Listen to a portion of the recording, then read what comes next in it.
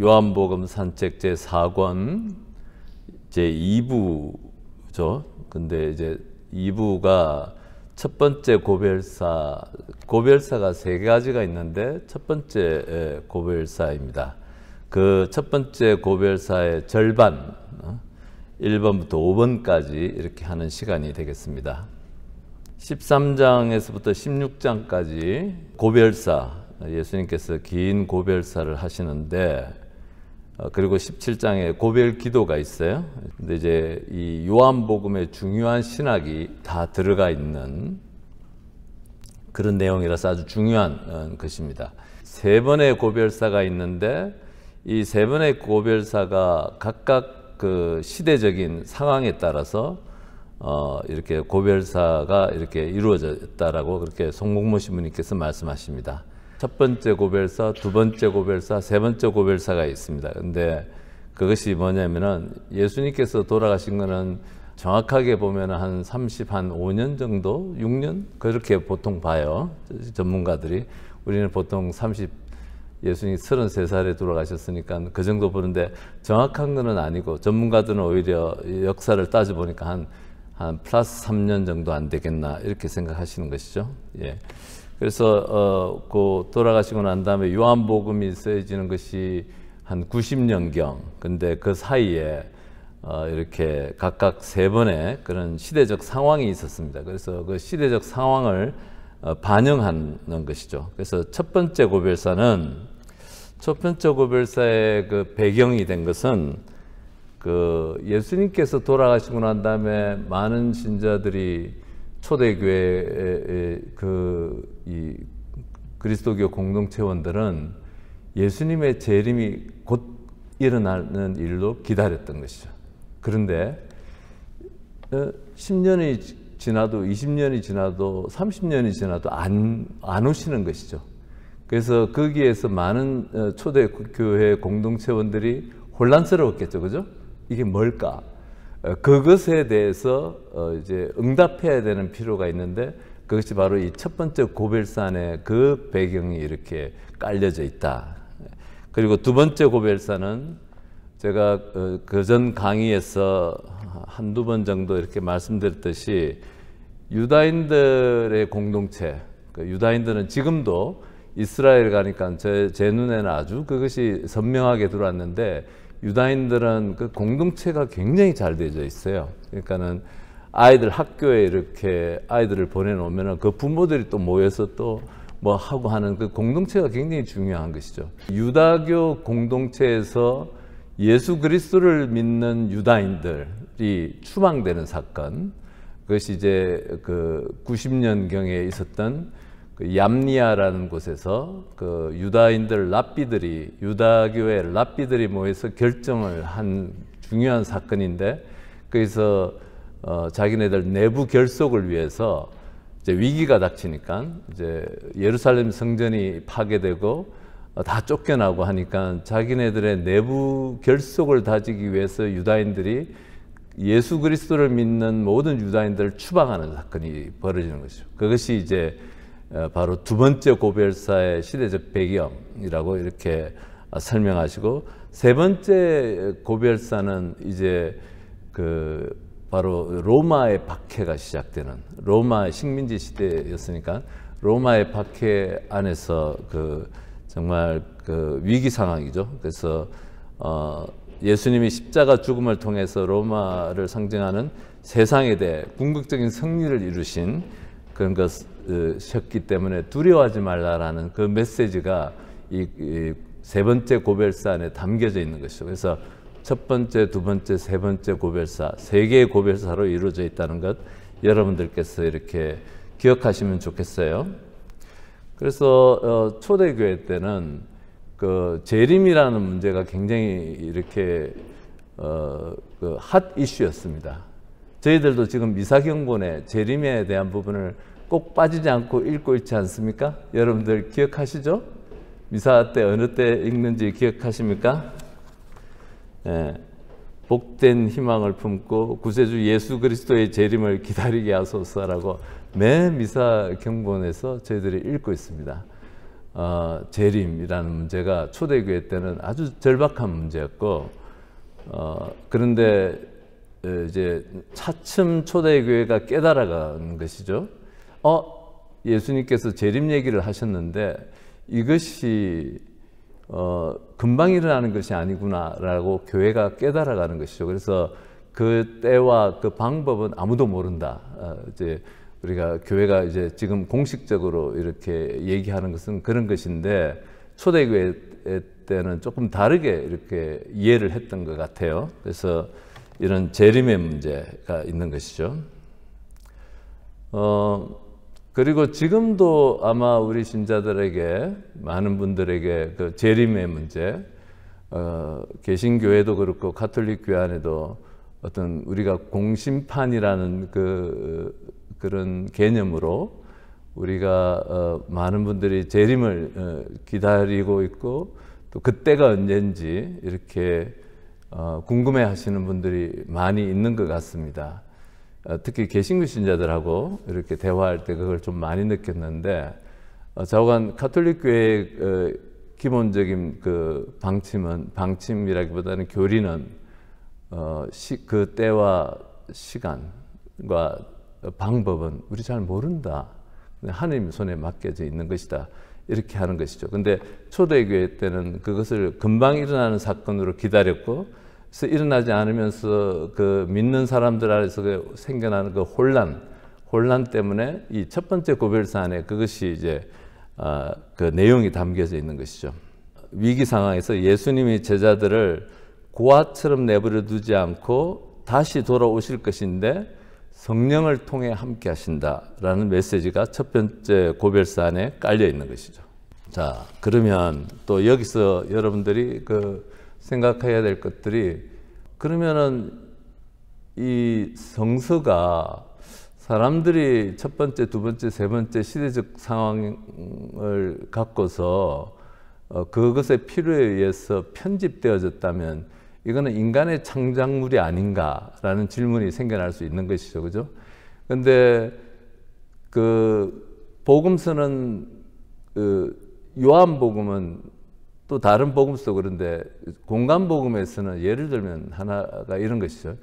공간복음에서 예수님께서 성전을 정화하신 사건은 그 예수님 순환 직전에 이렇게 일어나는 사건으로 기록하고 있습니다. 편집을 그렇게 한 것이죠. 성전 정화, 예수님께서 축제 때 가시니까는 너무 많은 사람들이 모여 있고, 거기서 이제 장사를 하는, 성전에서 장사를 하고 돈을 벌고 있는 그 성전의 그 세력들을 화를 내시면서 막 뒤집어 엎고 하시는 것이죠.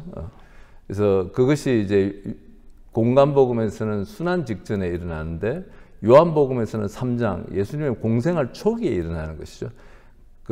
이런 사건이 있었는데, 이런저런 사건, 이런저런 예수님의 말씀이 있었는데 그것을 공동체의 필요에 따라서 이렇게 편집을 한 것이죠. 그래서 성령의 인도로 편집을 했다. 그래서 그것이 인간의 창작물이라기보다는 성령께서 인도하셨고 그 공동체의 필요에 의해서 편집되었다라고 이렇게 보시는 것이 정확한 것입니다.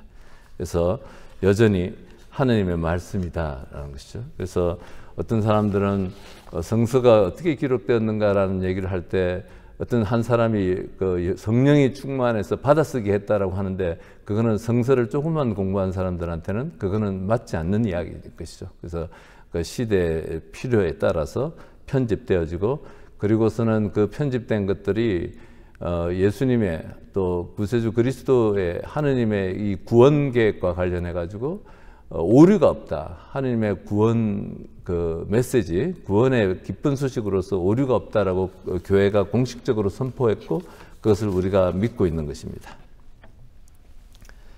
예, 그래서 세 가지 이렇게 그 시대적 배경이 있고, 또 거기에 따라서 또 이 고별사가, 세 개의 고별사가 이렇게 쓰여져 있다라고 이렇게 생각하시면 되겠고, 그래서 이제 이 세 고별사에 나오는 공통된 주제들이 있어요. 공통된 주제들, 예수님의 떠나심과 다시 오심, 재림에 관한 주제, 그리고 예수님의 이름으로 드리는 청혼 기도에 대한 이야기가 있고 예수님의 계명을 지키는 것, 그 다음에 또 무엇보다도 제일 중요하게 강조되는 것이 성령에 대한 약속과 그분의 역할에 대한 설명이 있습니다. 그래서 이제 구약의 시대를 성부의 시대라고 하고 또 신약 예수님의 성자의 시대이고 이제는 예수님께서 돌아가시고 성천하시고 그 이유는 바로 이 성령의 시대이다라는 것이죠. 그래서 이제 우리가 성령께 대한 그 신앙 이것이 굉장히 중요한데 이것이 많은 경우에 우리가 성령께 대한 신앙이 굉장히 부족하고 또 잘못된 방향으로 가는 것도 많습니다. 우리는 뭐 이상한 언어를 해야지 성령 체험을 했다라고 하는데 사실은 성령은 우리 모든 것 안에서 하느님을 발견하게끔 해주는 그 역할이 바로 성령의 역할이신 것이죠. 그래서 성령의 역할은 우리를 하느님께 또 예수님께 이끄는 것이고 또 모든 사람 안에서 모든 상황 안에서 하느님을 발견하게끔 해주는 그 성령의 역할, 그리고 다른 사람들 안에 있는 그 하느님의 생명의 씨앗, 예수님 생명의 씨앗을 느끼고 발견하게 해주는 것이 성령이시다는 것이죠. 그래서 그 성령의 시대 우리가 기억을 해야 되고 또 우리가 어떻게 일상 안에서 이렇게 성령을 체험하면서 우리가 살아갈 수 있을지 우리가 좀 노력해야 되고 성령께 대한 그 감각을 우리가 키워가야 될 것입니다. 그래서 이제 고별사 안에 좀 각각 다른 그 시대적 배경을 갖고 있지만 이것이 이제 예수님께서 요한복음에서는 최후의 만찬 즉 그 세종례 이후에 식사를 마치시고 난 다음에 그 다음에 포도주를 마시면서 이렇게 그 대화를 나누는 그 시간에 있었던 이야기입니다. 그래서 이제 그거를 이제 테이프논, 식사하는 시간을 갖다가 그리스 말로 테이프논이라고 하고 포도주를 마시면서 대화하는 시간을 심포지움이라고 하는데 바로 그 시간에 이어서 벌어지는 이야기인 것들이죠. 예. 그래서 고별사의 시작은 너희라는 단어, 너희라는 말은 예수님의 12제자만이 아니라 모든 제자들을 다 포함하고 그리고 우리에게 들려주시는 그분의 마지막 유언이다, 마지막 말씀이다라고 이렇게 기억하시면 되겠습니다. 유다가 나간 뒤에 예수님께서 말씀하셨다. 13장 31절에 그렇게 이제 고별사는 시작됩니다. 유다가 나간 뒤에 송목모 신부님께서 탁월하게 이 부분을 설명을 하셨는데 예수님께서 그 시간까지 유다를 기다리셨다. 마지막까지 그에게 자신의 마음을 돌릴 수 있도록 기다리셨고 그렇지만 이제 유다가 빛에서 예수님으로부터 어둠으로 가는 그 시간부터 이제 고별사를 시작하신다라고 이렇게 얘기를 하십니다. 우리가 예수님께서 유다의 운명이 미리 예수님께서 다 정해놨다, 하느님께서 정해놨다는 것이 아니라 바로 끝까지 기다리시고 그리고 유다가 나간 뒤에 예수님께서 고별사를 시작하셨다는 것 여러분들께서 기억하시면 좋겠고, 그 다음에 바로 이제 사람의 아들이 영광스럽게 되었고, 요한복음은 십자가를 영광이라고 표현하고 공관복음서는 수치와 굴욕, 우리를 대신해서 수치와 굴욕을 당하셨다는 그 관점에서 기록하고 있습니다. 요한복음은 십자가가 영광인 것이죠.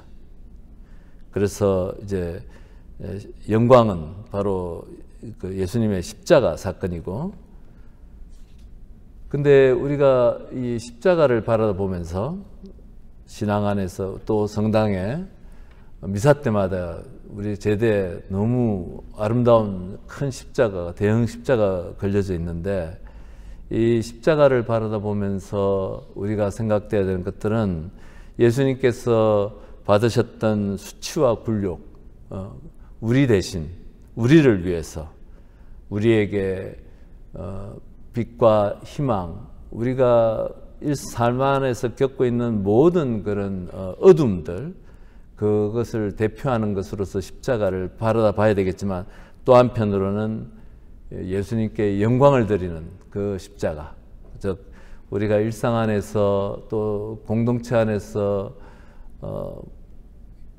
행하고 있는 모든 희생들, 모든 조연으로서의 역할, 묵묵히 사람의 영광을 추구하지 않고 나의 영광을 추구하지 않고 하느님께 드리는 영광들. 자관 제가 이렇게 수도 생활을 이렇게 하면서 제일 큰 것이 나를 위해서 사는가 아니면은 하느님을 위해서 사는 사람인가라는 그 두 가지 기준이 굉장히 중요하더라고요. 많은 사람들은 좋은 뜻으로 하지만 어떤 경우에는 자기 자신을 드러내기 위해서, 자신의 만족을 위해서, 자신이 인정받기 위해서 뭐 등등 이런 것들이 굉장히 많죠. 뭐 그것이 꼭 부정적이다라고는 생각하지 않습니다. 그런 과정을 통해서 또 사람들은 또 성숙해가고 변화돼 가기도 하니까, 또 한편으로는 정말 묵묵히 드러나지 않게 아무도 모르게 뒤에서 봉사하고 조연으로서의 역할을 하고 다른 사람들을 돌보고 하는 그런 분들이 공동체 안에 많이 계시죠. 그래서 자기의 영광을 위해서 사는가 아니면은 하느님의 영광을 사는가 하는 것은 굉장히 중요한 것이죠. 그래서 바로 이 십자가가 영광으로 요한복음에서 우리한테 그려지고 있다는 것이죠. 우리가 이 십자가를 요한복음에서 십자가를 영광이라고 했는데, 이것이 굉장히 인간적으로 받아들이기 어려운 것은 제 생각에는 우리 안에 그 하느님, 신이라는 존재에 대한 기본적인 인식이 힘이 있는 존재라고 생각하기 때문입니다. 우리가 그 힘, 그 한자로 그 신자가 이렇게 쓰는 이 신자가 한자어로 번개의 모습을 따서 번쩍하는 번개에서 이렇게 따왔다라고 이렇게 제가 이렇게 타이완에 있을 때 그 타이완 국문과 학생이, 대학원 학생이 저한테 이렇게 설명을 해주더라고요. 옛날 이 신자가 어떻게 변해왔는지를 이렇게 설명을 해주는데, 이 천둥 번개 칠 때 그 모습에서 이렇게 따온 것이죠. 그러니까 기본적으로 우리는 신 그러면은 힘으로 이해를 하는 것이죠. 근데 십자가 그러면은 이게 힘하고 연결이 안 되잖아요. 십자가에 달리신 예수님, 그분을 우리는 하느님이라고 하는데 그것이 이해가 안 되는 것이죠. 이해가 안 되는. 근데 그리스도교가 가장 다르고 다른 어떤 종교의 신과 다른 것은 바로 그 점이라고 생각합니다. 바로 우리를 위해서 이 모욕과 수치와 희생을 하신 그분, 또 그걸 통해서 영광을 드러낸다. 약하게 되면서, 무력하게 되면서 정말 비참한 모습으로 이렇게 돌아가신 그분이 하느님의 영광이라는 것이 우리가 갖고 있는 기본적인 신 개념하고 이게 충돌을 일으키는 것 같아요. 그래서 받아들이기가 쉽지가 않은 것이죠. 그래서 십자가를 바라보면서 우리는 그 앞에서 정말 비참하게 돌아가시고 겸손하게 돌아가신 그분 앞에서 우리는 우리의 욕심을 힘 있는 분 앞에서 그냥 우리의 욕심을 드러내고 그것을 청하는 것이죠. 그래서 이것이 두 가지가 이렇게 충돌하고 있다라고 생각이 됩니다. 근데 좌우간 이 예수님의 십자가는 영광을 드러내는데, 그 유다 그 송시무님 책에 이렇게 되어져 있습니다. 그 히브리 말로 구약 안에서 이 영광이란 단어가 이 카보드란 단어를 쓰는데, 하느님의 본질과 속성이 드러날 때 쓰는 말이다. 영광이란 말은 하느님의 속성과 본질이 드러나는데, 그 속성과 본질이 뭐냐면은 사랑이다. 사랑. 그 사랑이 드러난 자리다. 그래서 그 사순절 예수님의 순환을 갖다가 우리가 이렇게 보면서 기도하고 묵상하고 또 부활을 기다리면서 많은 우리 전통적인 우리의 그 신앙은 예수님의 고통, 희생에 초점이 가 있지만 저는 그 언제부턴지 저도 처음에 많이 그랬던 것 같아요. 그런데 언제부턴지 저는 그 십자가 그 예수님의 순환사 그리고 예수님의 그 이제 혼자 또 개인 피정을 이렇게 할 때는 이렇게 복음서 안에 있는 예수님의 순환기를 쭉 다 읽어봐요. 이렇게 쭉 혼자 개인 피정할 때 쭉 보면서 그때 제 초점은 그분이 얼마나 우리를 사랑하셨는지에 초점이 가 있습니다. 근데 굉장히 감동스러운 것이죠. 그래서 바로 하느님의 본질과 속성이 드러나는, 즉 사랑이 드러나는, 그래서 영광, 그리고 그것을 구약에서 바로 이 영광이라는 단어를 쓸 때 그 의미로 사용했다는 것 여러분들이 기억하시면 좋을 것 같습니다. 하느님의 사랑이 드러났다. 예수님의 십자가 순환을 통해서 하느님이 누구신지를 알려줬고 하느님의 본질과 속성을 드러냈고 하느님 사랑을 드러냈다. 그래서 이 십자가가 영광이다. 하느님의 속성을 드러냈기 때문에 그것을 여러분들이 기억하셨으면 좋겠습니다. 예수님께서 이렇게 얘기하십니다. 얘들아, 내가 너희와 함께 있는 것도 잠시뿐이다.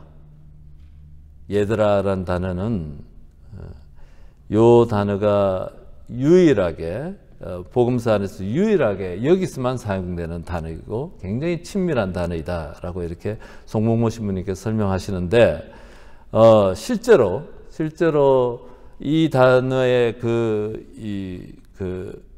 정확한 해석은 어린 자녀들이여 라고 하는 것이 더 정확하다고 이렇게 말씀하십니다. 어린 자녀들이여, 우리 한국말로 그냥 얘들아라고 번역이 되어 있는 것이죠. 어린 자녀들이었는데 복음서 안에서 유일하게 여기서만 사용되는 단어이다라고 하시면서 실제로 그 예수님의 12제자들 중에 그 베드로 외에는 20살이 안 됐다라고 이렇게 얘기를 하시는 것이죠. 다 10대 소년이었다. 베드로만 20살이 넘었을 것이다. 그것을 근거로서 유다인들이 예수님한테 왜 당신의 스승은 왜 세금을 안 내냐고 이렇게 따져 묻고 있었습니다. 그래서 유다인들이 찾아와서 제자들한테 그렇게 물었어요. 그러니까 제자들이 예수님한테 찾아가서 그 말씀을 드리니까 예수님께서 뭐라고 하냐면은 이리저리 얘기하시면서 저쪽 가서 고기를 잡아서 입을 열어보면 뭐가 은전 한 입이 나오는데 그걸로 네 목과 내 몫에 세금을 내라라고 카이사르에게 세금을 내라라고 하시는 말씀이 있는 건데 20세 이상만 세금을 내는 그 법이 있었으니까 예수님이 아무리 베드로를 좋아하셨다 하더라도 그 한 사람분만 냈겠느냐라고 얘기하면서 베드로만 20살이 넘었을 것이고 나머지는 다 10대였을 것이다 라고 얘기하니까 언어적으로도 적합한 말이었을 것이다. 어린 자녀들이여 라는 말. 또 한편으로는 영적인 의미로는 이제 당신이 떠나심으로써 이 세상에 고아처럼 남겨질 제사들에 대한 예수님의 지극한 사랑과 애틋한 마음이 들어가 있는 단어다 이렇게 하십니다. 그래서 그냥 이 성사학자들이 제일 뛰어난 것은 이 언어들을 갖다가 단어들을 갖다 분석하는 거예요. 그래서 성사학 공부하시는 우리 지금 저희 후배 신부님도 계시는데 제 생각으로는 뭐 석사 과정까지는 언어만 하는 것이죠. 언어만. 그러니까 정말 어마어마하게 지루하게 언어만 한다고 이렇게 제가 들었습니다. 그러니까 기본적으로 여러 가지 언어, 현대 언어 중에서 뭘 해야 될까요? 뭐 영어는 기본이 되겠죠.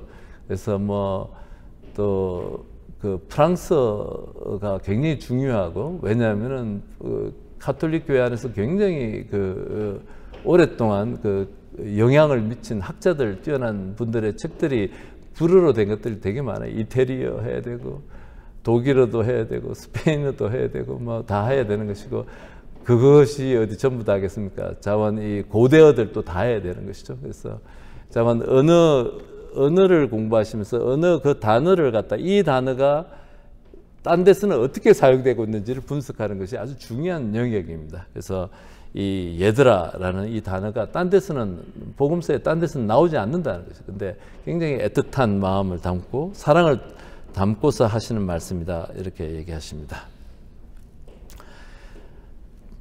내가 너희에게 새 계명을 준다. 서로 사랑하여라. 그냥 서로 사랑하여라가 아니라 내가 너희를 사랑한 것처럼 여기에 방점이 있는 거예요. 그러니까는 서로 사랑하라는 말은 구약 시대에도 있었고 또 공간복음에도 이렇게 나오는 것이죠. 그래서 이 공간복음에서는 이렇게 얘기하는 것이죠. 하느님을 사랑하고 또 이웃을 사랑하라는 얘기하시고 또 구약 성경에는 어떻게 나오죠? 내 이웃을 너 자신처럼 사랑해야 한다는 말 하는데 예수님께서 요한복음에서 얘기하시는 것은 내가 너희를 사랑한 것처럼 너희도 서로 사랑하여라 라는 말씀이십니다. 그러니까 여기에 이제 방점이 있는 거죠. 내가 너희를 사랑한 것처럼 예수님께서 사랑하신 그 정도, 예수님께서 사랑하신 그 방식 그대로 서로 사랑하여라는 말씀인 것입니다. 예. 그리스 로마 시대 예수님이 살아가시던 그 시대도 또 이 복음서가 편집되는 그 시대도 그리스 로마의 영향 안에 살아가는 그 시대였었죠. 그리스 로마는 우리 조선시대 때 비슷하게 명예 중심의 사회였습니다. 명예가 중요한 것이죠. 우리 조선시대 때 체면 이런 것 되게 명예 이런 것이 중요하지 않았습니까? 사랑이 중요한 시대가 아니었어요. 근데 예수님께서 새로운 계명 사랑 이렇게 하는 것이죠. 그런데 송봉우 신부님이 얘기하시는 것은 명예를 중심으로 하는 그 사회는 굉장히 자기중심적이다 이렇게 표현을 하세요. 자긍심이 중요한 거고 자긍심, 명예는 그 다음에 또 내가 이렇게 빛나야 되는 것이죠. 내가 이렇게 위에 올라가서 빛나야 되고 그것이 명예롭다라고 생각했고 또 출세해야 되는 것이고 이런 것이 지배하는 그것이 바로 이 그리스 로마 시대 때의 가치였고 또 우리의 조선시대 때부터 어쩌면 유교 사회인 우리 한국 지금까지도 우리는 바로 이 명예를 추구하는 근데 예수님께서는 사랑을 얘기하신다. 사랑 안에는 내가 남들보다 더 빛나야 되는 것이 아니라 섬기는 자리이고 또 자긍심보다는 겸손해야 되는 자리인 것이죠. 완전히 다른 가치 중심이고 그것을 예수님께서 고별사 중에 첫 번째 계명으로 내가 너희를 사랑한 것처럼 내가 너희들의 발을 씻었던 것처럼 너희들도 그렇게 서로 사랑하여라 라고 우리한테 말씀하시는 것이다 라고 얘기하십니다. 형제적인 사랑, 예수님이 주시는 새 계명은 공동체의 형제 자매들 사이에서 이루어지는 서로 간의 사랑, 형제적 사랑이다. 그리고 이 사랑의 계명이 권고사항이 아니다.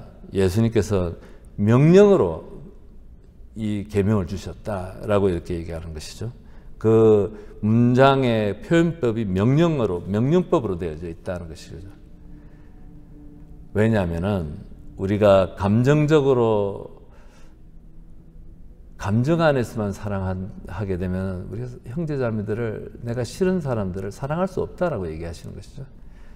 그렇지 않습니까? 우리가 내가 내 좋고 나쁜 것 갖고 어떻게 좋은 건 좋은 거, 나쁜 건 나쁜 거, 싫은 건 싫은 것인데 이 싫은 사람을 어떻게 우리가 사랑할 수 있겠습니까? 근데 여기에 의지가 들어간다. 왜냐하면 예수님께서 명령하셨기 때문에 우리는 의지적 사랑을 해야 된다라고 얘기하시는 것이죠. 그래서 예로니모 성인께서 이것을 이렇게 기록을 하신 것이죠. 예로니모 성인의 기록 안에 이런 것이 있는데, 요한 사도께서 임종하실 때 요한 사도의 수제자, 애제자라고 할 수도 있겠고, 바로 요한복음서를 최종으로 편집을 했던 그분이 이제 더 하실 말씀이 없이 안 계십니까? 라고 얘기했더니, 바로 형제적 사랑, 서로 간 사랑, 내가 너희를 사랑한 것처럼 너희도 서로 사랑하여라. 그 부분을 인용을 하시면서 그것으로 족하다. 그러니까 예수님께서 그렇게 말씀하셨다라고 해서 예로니모 성인이 그 부분을 이렇게 이 예수님의 유언이 얼마나 중요한지, 그것으로 족하다. 딴 것이 더 필요하지 않다라고 할 정도로 예수님께서 12사도들한테 들려줬던 것, 바로 이 서로 사랑하라는 그 계명이다라는 것이죠. 강조하고 싶은 이 단어, 감성적인 사랑. 내가 기분 좋고, 내가 성령이 충만해서, 또 영성체 직후에 또 좋은 강론 말씀으로 막 가슴이 펄펄 뛰어가지고 이렇게 나가서 다른 형제 자매들을 사랑하기는 쉽죠. 쉬운데 그렇게 사랑하려고 노력했더니 저쪽에서 돌아오는 반응이 그냥 찌그러진 얼굴로 나한테 반응했을 때 이 감성은 그냥 한 방에 다 날아가고, 그때 우리 의지적인 것이 필요합니다. 의지적 사랑. 이것이 얼마나 중요한 것인지, 신앙생활 안에서도 의지적인 신앙생활이 굉장히 중요해요. 내가 기도하는 시간을 지키고, 또 내가 약속한, 우리가 살다가 바쁘고 또 뭐 이런저런 일들이 생겨나고 그래가지고 다 못하게 되잖아요. 근데 내가 연초에 지켰던 약속했던 의지, 결심들, 하나님께 봉헌했던 그 결심들을 가지고 의지적으로 살아가는 것, 이것이 우리의 삶을 변화시킨다는 것이죠. 그래서 그냥 감성에만 의지해서 신앙생활을 하고, 또 다른 사람들, 형제 자매들을 사랑하려고 하면은 거의 90% 이상은 실패할 거라고 생각합니다. 의지적인 사랑에 대한 얘기를 하는 것이죠. 그래서 그거 할 때마다 예수님께서 명령으로 주셨다. 이 계명을 여러분들이 기억하시면 좋을 것 같아요. 책 안에 이런 재미난 이야기도 있습니다. 어떤 이야기냐면은 어느 세미나에서 어떤 심리학자가 세미나에 참석하신 분들을 상대로 해가지고 이렇게 얘기하시는 것이죠. 자, 여러분들 눈 감아 보십시오. 이렇게 해놓고서는 각자의 앞에 요술 단추가 하나 있다. 이 단추를 탁 누르면은 여러분들 마음속에 미워하는 사람들, 싫어하는 사람들에 대한 이런 것들은 싹 감정 없어지고 다정하고 친밀한 관계를 맺을 수 있다. 이 단추를 누르고 싶은 사람 손 들어 보십시오라고 그러니까 아무도 손을 안 들더래요. 그러니까 이 감성이, 사람이 갖고 있는 이 감성이, 내가 좋아하고 싫어하는 것들의 그 힘이 굉장히 강해서 이것들을 우리가 의지적인 그런 노력 없이, 의지적인 신앙 없이, 또 예수님의 이 명령의 계명을 우리가 마음속으로 받아들이지 않고서 실천하기 굉장히 어렵다는 것이죠. 그래서 우리가 신앙생활 안에서 이 의지적인 신앙, 의지적인 사랑, 이런 것들 여러분들이 기억하셨으면 좋겠습니다. 레위기의 구약의 사랑은 너의 이웃을 너 자신처럼 사랑해야 한다라는 레위기의 말씀이 있고, 또 공간복음에서는 하느님을 사랑하고 또 이웃을 사랑하라는 계명이 있고, 근데 예수님께서는 내가 너희를 사랑한 것처럼 너희도 서로 사랑하여라 라는 새로운 계명, 완전히 새로운 계명을 우리에게 주시는데, 이 내가 너희를 사랑한 것처럼, 저는 피정할 때 또 기도할 때 이 부분이 굉장히 이렇게 많이 다가왔었습니다. 그냥 내가 생각하는 사랑이 아니라 예수님께서 사랑하신 것처럼 사랑하는 것, 그것이 이죠. 제일 중요한 초점이 될 것입니다. 그리고 이 복음서에서 사용하는 단어, 바로 이 아가페라는 단어, 그 단어 안에 들어가 있는 의미가 조건 없이 희생적으로, 조건 없이 희생적으로라는 의미가 담겨져 있다는 것 기억하면 좋겠고요. 그래서 내가 나의 사랑, 내 방식으로 사랑하는 것과 또 예수님께서 사랑하신 것처럼 사랑하는 것하고는 완전히 다른 것이죠. 우리는 많은 경우 이렇게 나의 방식으로, 내가 사랑하는 방식으로 이렇게 하는데, 그것에 대해서 책에, 이렇게 송시무님 책에 그 작자 미상의 시를 갖다가 이렇게 인용을 했어요. 그 굉장히 저는 감동적이었고 여러분들과 같이 나누고 싶습니다. 내가 나의 사랑으로 나를 사랑했을 때 참 많이 노력했습니다. 더 나은 내가 되기 위해서. 내가 나의 사랑으로 배우자를 사랑했을 때 참 많이 울어야 했습니다. 배우자를 나의 사람으로 만들기 위해서. 내가 나의 사랑으로 아이들을 사랑했을 때 참 많이 화를 내야 했습니다.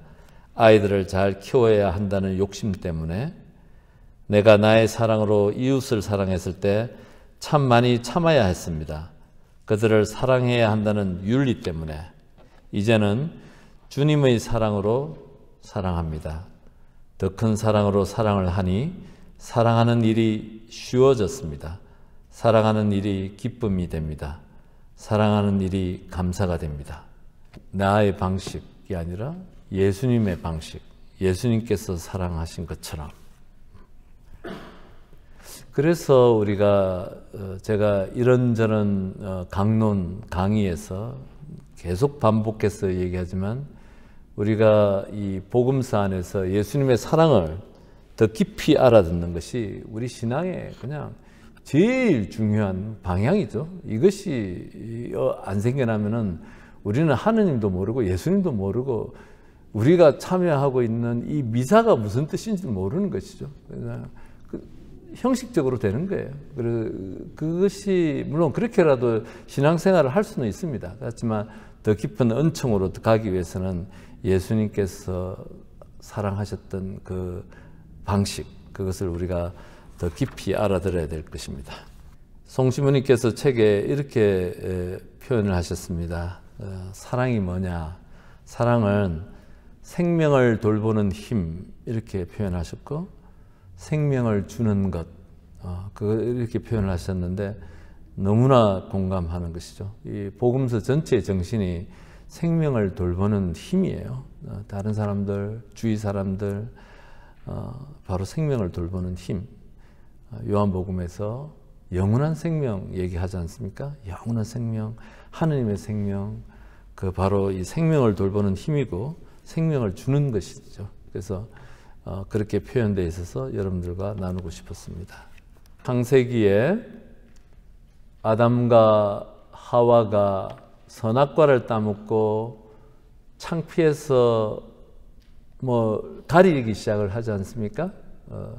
부끄러워서 창피해서 뭘 가린다는 말, 그 전에 제가 읽었던 저명한 그 성서신학자, 그분 책에서 읽었는데 그분의 표현이 굉장히 인상적이었습니다. 그래서 제가 뭐라고 표현했냐면은, 그것이 무엇인지 우리는 잘 모르지만 많은 성서학자들은 그거 뭐냐면은 인간 사이에 갖고 있는 사람과 사람 사이에 남녀 문제가 아니에요. 창세기가 남녀의 문제를 다루지는 않죠. 인간의 기본적인 그 어떤 그 생명의 기본적인 그 근본에 대한 얘기를 하는데 남녀까지 포함해서, 하지만 이 인티머시가, 친밀함이 파괴된 거다라고 얘기하는 거죠.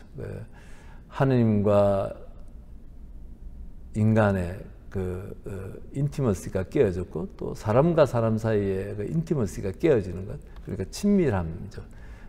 친밀한 사랑이 깨어진 것을 그 부끄러워서 옷을 가렸다라고 이렇게 얘기하는 것이죠. 예. 그래서 우리 그 공동체 안에서도 이렇게 우리가 공동체 형제 자매들을 사랑해야 되고 하는데 그 모든 것들이 다 우리 모두가 다 전부 다 외로운 존재들이잖아요. 안 그렇습니까? 부부 결혼했다 하더라도 다들 외롭다 하시더라고요. 저희들도 마찬가지고 신부들 수녀들이 어디 안 외롭겠습니까? 인간은 다 모두 외로운 존재죠. 그리고 결혼하신 분들도 우리보다 더 외로울 수도 있더라고요. 그런데 바로 그 외로움이 바로 인티머시에 대한 얘기를 하는 거죠. 인간 안에 그 친밀함이 깨어진 것인데 그 선악과로 인해서 그래서 그 부끄러워서 몸을 가렸다, 알몸을 가렸다는 이야기가 그 얘기다라고 이렇게 했던 기억이 납니다. 그래서 어떻게 우리가 이렇게 좀 사람 사이의 친밀함을 회복할 것인가?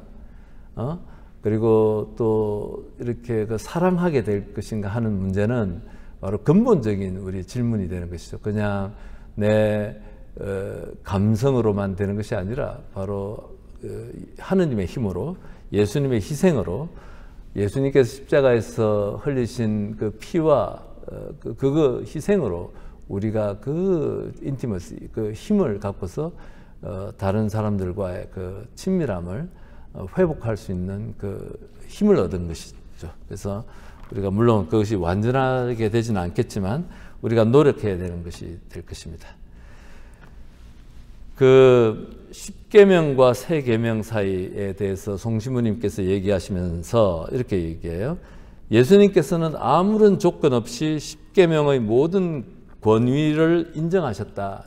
부자 청년과 대화하면서 이런 거 잘 지키고 있다라고 이렇게 얘기하니까 대견하게 생각하신 것이죠. 그래서 10계명의 권위를 인정하셨다. 하지만 10계명은 최소한도의 범죄 행위만을 규제하고 있다.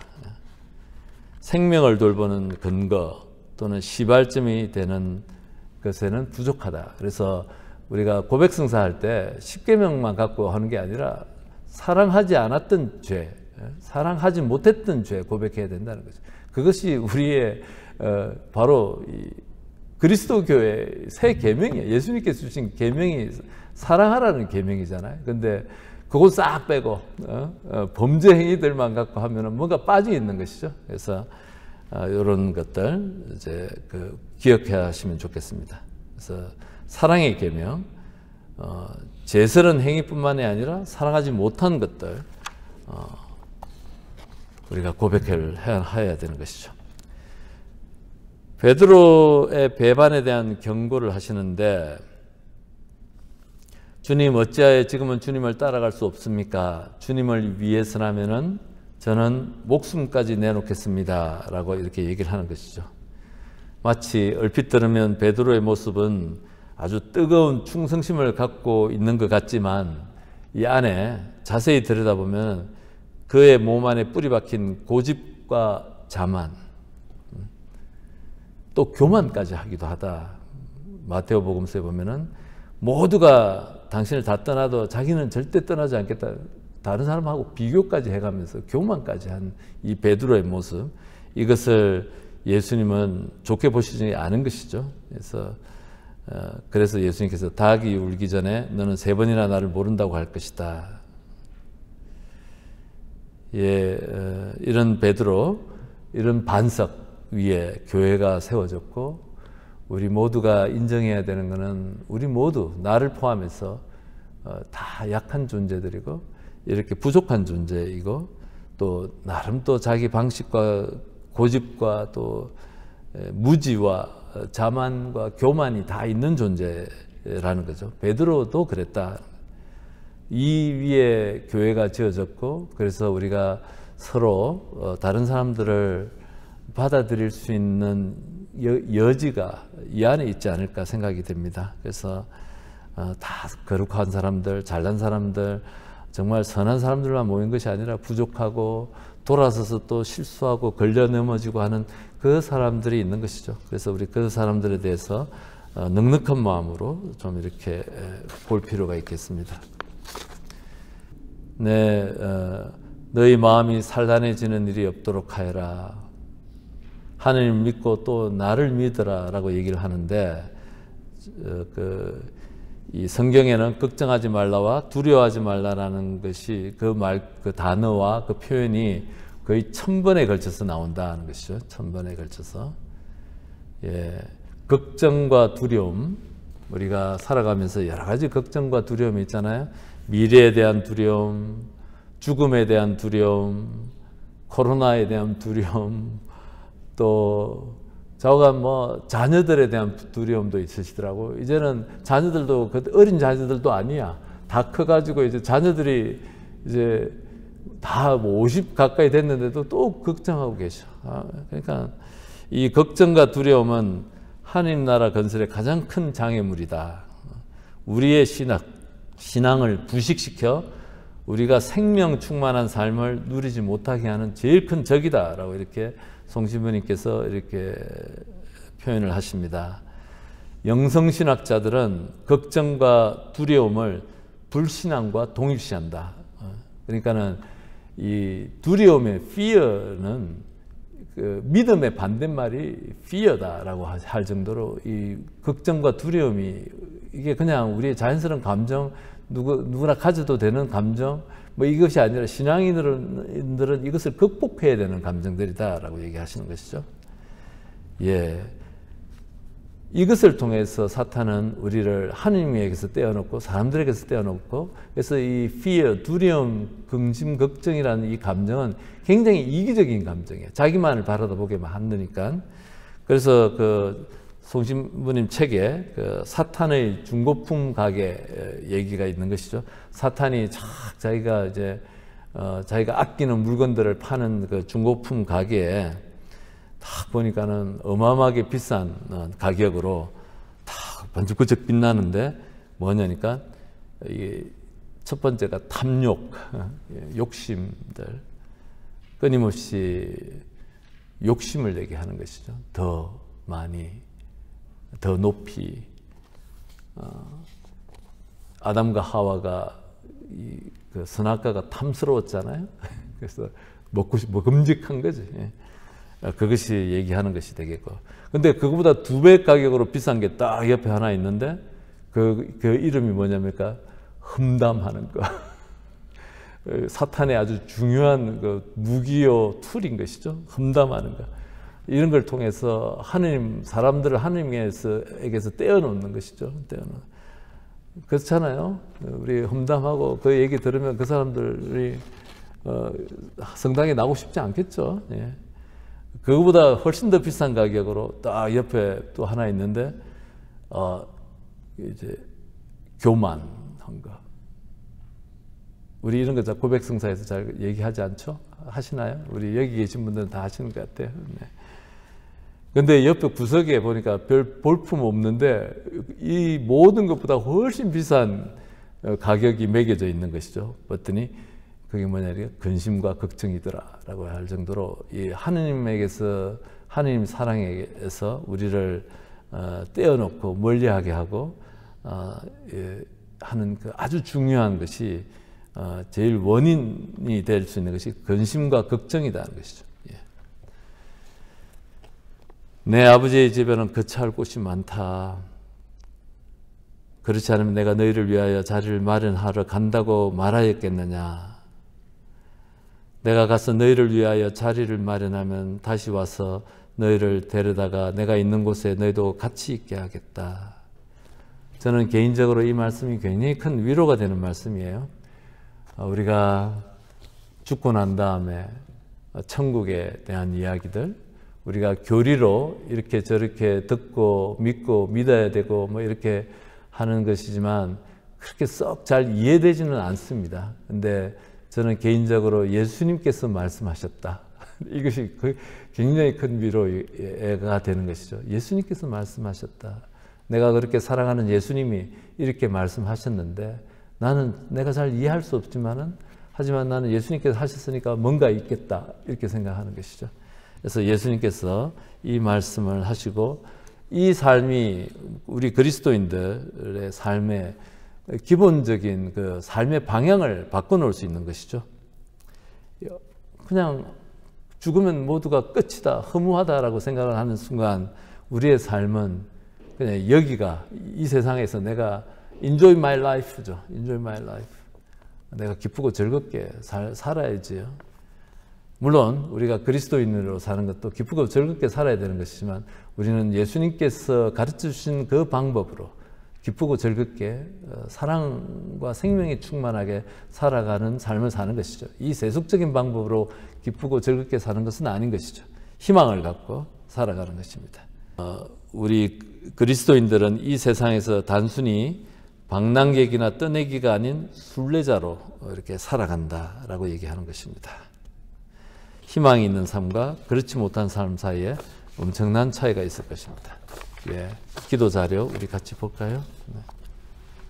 서로 사랑하여라. 내가 너희를 사랑한 것처럼 너희도 서로 사랑하여라. 서로 사랑하라는 예수님의 명령은 명령입니다. 공동체의 기본 정신이자 그 공동체를 유지하기 위한 규범입니다. 서로가 주님을 대하듯 진실한 마음과 사랑으로 그리고 서로 존경할 때 참된 그리스도의 공동체가 만들어집니다. 성령께서는 우리를 다른 형제자매들 이 세상 안에서 하느님의 생명을 발견하도록 이끌어 주시는 영이십니다. 하느님을 발견하도록 하는 것이죠. 하느님 나라가 가까이 왔다라는 말이 그 말씀으로 저는 알아들어요. 근데 우리가 그 성령께서 이끌어 주시는 즉 다른 형제 자매들 안에서 하느님을 발견하고 하느님의 생명의 씨앗을 발견하고 하는 것이죠. 그렇게 해야지 우리가 사랑하고 존경하고 할 수 있는 것 같아요. 그냥 내 힘으로만 내 방식으로는 가능하지 않는 것이죠. 우리는 과연 예수님의 계명, 새 계명인 사랑의 계명을 얼마나 충실히 살고 있는지 성찰해 봅시다. 두 번째 기도, 너희 마음이 산란해지는 일이 없도록 하여라. 하느님을 믿고 또 나를 믿어라. 예수님은 고별사를 통해 제자들이 더 이상 마음이 산란해지지 않도록 믿음을 굳세게 움켜쥘 것을 권고하십니다. 우리 마음이 두려움과 걱정, 근심으로 가득 차 있을 때 우리가 맨 처음 해야 할 일은 하느님 아버지를 굳게 믿는 것입니다. 우리는 예수 그리스도를 따르는 사람들이죠. 세상 사람들이 따라가는 대로 따라가는 것이 아니라 예수님께서 열어주시는 그 길, 생명과 사랑의 길, 희망을 가지는 삶으로 살아가는 것이죠. 걱정과 두려움은 우리의 신앙을 부식시켜 우리가 생명 충만한 삶을 누리지 못하게 합니다. 우리 마음이 불안과 근심 걱정으로 가득 차 있을 때 우리에게 정말 필요한 것이 무엇인지 하느님에게 우리 자신을 얼마나 의탁하고 있는지 성찰해 봅시다 라고 적었습니다. 마치겠습니다. 영광이 성부와 성자와 성령께 성부와 성자와 성령의 이름으로 아멘.